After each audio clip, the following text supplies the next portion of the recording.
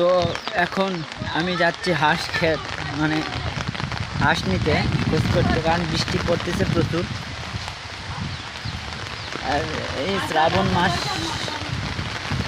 মাসে প্রচুর বৃষ্টি হয়, ছাতা।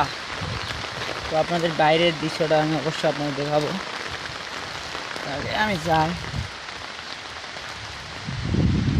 তো দেখতে পাচ্ছেন মুষলধারে বৃষ্টি হচ্ছে, এটা হচ্ছে কলা বাগান। এই যে হাঁসগুলো,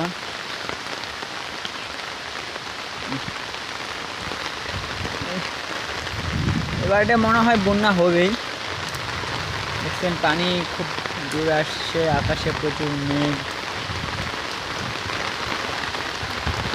হাঁস তো হাঁসগুলো উপরে নেই, তাই এখন আর উঠবে না, আমি চলে যাচ্ছি।